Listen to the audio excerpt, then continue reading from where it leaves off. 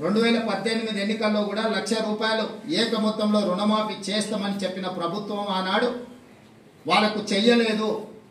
చివరికి ఎన్నికలు సమీపించిన సమయంలో ఔటర్ రింగ్ రోడ్డును అమ్మి హడావిడిగా రుణమాఫీ చేసింది ఎంత అంటే వాళ్ళు 21,35,557 మంది రైతులకు 11,909 కోట్ల 31 లక్షల రూపాయలు మాత్రమే రుణమాఫీ చేసిండ్రు. 4.5 సంవత్సరాల తర్వాత వాళ్ళు రుణమాఫీ చేయడం వల్ల ఈ ₹1,00,000 రుణం తెచ్చుకున్న వాళ్లకు ఇందులో వడ్డీ ఎంత పోయిందయ్యా అంటే 8,578 కోట్ల 97 లక్షలు. దాదాపుగా వాళ్ళు మొత్తం అప్పులకే పోయింది. అంటే వాళ్ళు తెచ్చిన 4.5 ఏళ్ళు రుణమాఫీ జరగకపోవడం వల్ల అది మొత్తము వడ్డీలకే వెళ్ళింది. దాంతో నికరంగా వాళ్ళు చేసిన రుణమాఫీ ఎంత అంటే 3,331 కోటి రూపాయలు మాత్రమే. సింపుల్ గా చెట్టు కింద లెక్కలు చెప్పాలంటే వాళ్ళు ఇచ్చింది 2018 నుంచి 2023 వరకు 5 సంవత్సరాల పరిపాలనలో చంద్రశేఖరరావు గారు ముఖ్యమంత్రిగా రైతులకు 11,909 కోట్ల రూపాయలు రుణమాఫీ చేసిండు. ఆ రుణమాఫీలో వడ్డీ 8,578 కోట్ల రూపాయలు వడ్డీ కింద పోయింది.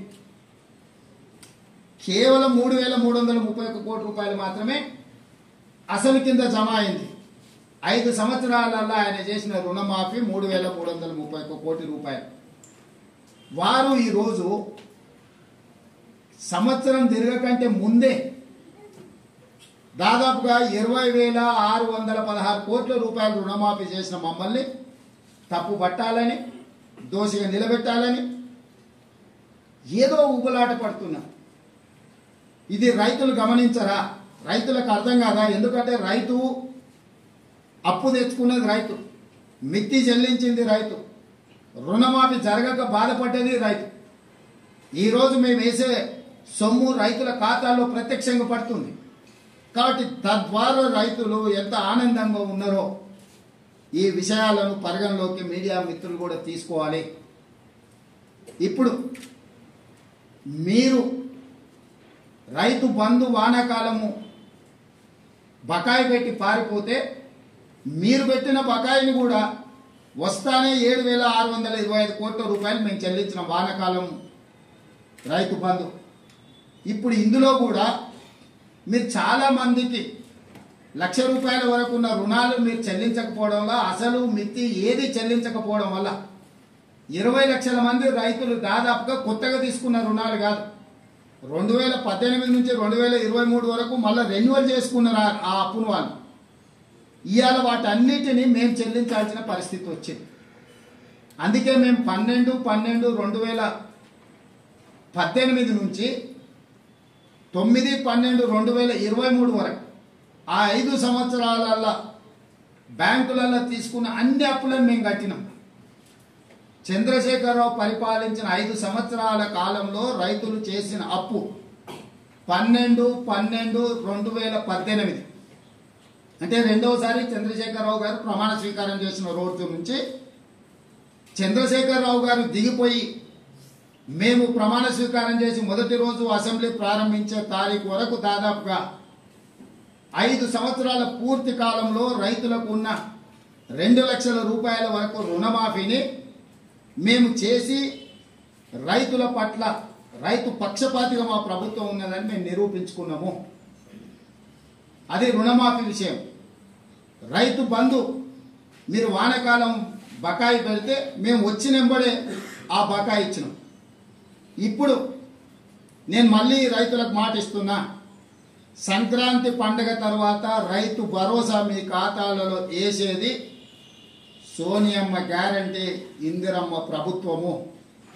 ఏ రైతులు ఎలాంటి మారీచులు సుబాహులు వచ్చి మీకు అబద్ధాలు చెప్పి ఆనాడు పురాణాలలో విశ్వామిత్రుడు యజ్ఞం చేస్తుంటే రాక్షసులు ముఖ్యంగా మారీచుడు సుబాహులు వచ్చి ఆ యజ్ఞాన్ని భగ్నం చేయాలని ప్రయత్నం చేస్తే రామలక్ష్మణులు ఎట్లయితే కాపలా కాసి విశ్వామిత్రుడు చేపట్టిన యజ్ఞాన్ని సంపూర్ణంగా పూర్తి చేసిండ్రో ఈనాడు కూడా మా ప్రభుత్వము రైతు భరోసా కొనసాగిస్తుంది. సంక్రాంతి పండుగ తరువాత సోనియా గాంధీ గారి గ్యారెంటీగా నేను చెప్తున్నా, మీ రైతు భరోసా మీ ఖాతాలో పడుతుంది. ఎవరిని నమ్మకండి. ఇట్లాంటి మారీచులు మీ దగ్గరికి మారు వేషంలో వస్తూనే ఉంటారు. ఆనాడు సీతమ్మను ఎమర్చడానికి బంగారు లేడీ రూపంలో వచ్చిన మారీచుడే ఈరోజు మారు వేషంలో మళ్ళీ బీఆర్ఎస్ బీజేపీల రూపంలో మీ దగ్గరకు వస్తారు. ఈ మారీచులను మీరు విశ్వసించకండి. సంక్రాంతి పండుగ తరువాత మీ రైతు భరోసా మీ ఖాతాలలో పడుతుంది. విధి విధానాలకు సంబంధించి మంత్రివర్గ ఉపసంఘం వేసిన బట్టి విక్రమార్క గారు, పొంగులేటి శ్రీనివాసరెడ్డి గారు, తుమ్మల నాగేశ్వరరావు గారు, ఇతర మంత్రుల చేత మంత్రివర్గ ఉపసంఘాన్ని విధి విధానాలను ఖరారు చేయడానికి వేసినాం. రాబోయే శాసనసభ సమావేశాలలో విధి విధానాల మీద చర్చ పెట్టి ఏ రకంగా కార్యాచరణను తీసుకొని ముందుకు వెళ్దామో నిర్ణయించుకొని డిసెంబర్ నెలలో జరిగే శాసనసభ సమావేశాలలో సభలో చర్చ చేసి విధి విధానాలను ఖరారు చేసి సంక్రాంతి పండుగ తర్వాత మీ రైతు భరోసా మీ ఖాతాలలో వేసే బాధ్యత మా ప్రభుత్వం తీసుకుంటుందని చెప్పి నేను రైతులకు గ్యారెంటీ ఇస్తున్నా. రైతు రుణమాఫీ చేస్తామన్నాం, చేసి చూపించినాం. రైతు బంధు చంద్రశేఖరరావు గారు బకాయి పెట్టి పారిపోతే వాటిని కూడా 7,625 కోట్ల రూపాయలు రైతుల ఖాతాలో మేము వేసినాము. ఇప్పుడు కూడా రైతులకు రైతు భరోసా అందించే బాధ్యత మా ప్రభుత్వం తీసుకుంటుంది. దీనికి సంబంధించి శాసనసభలో చర్చలు చేసి మంత్రివర్గ ఉపసంఘం ఇచ్చే నివేదికను శాసనసభలో ప్రవేశపెట్టి విధి విధానాలను ఖరారు చేసి రైతు భరోసా పథకం కొనసాగుతుంది. మారీచులను మారువేషంలో వచ్చే వాళ్ళను, అది బీఆర్ఎస్ వల్ల బీజేపీ వల్ల చూడకండి, నమ్మకండి, వాళ్ళ మాటలు వినకండి. అదేవిధంగా ఈ సీజన్లో మేము వరి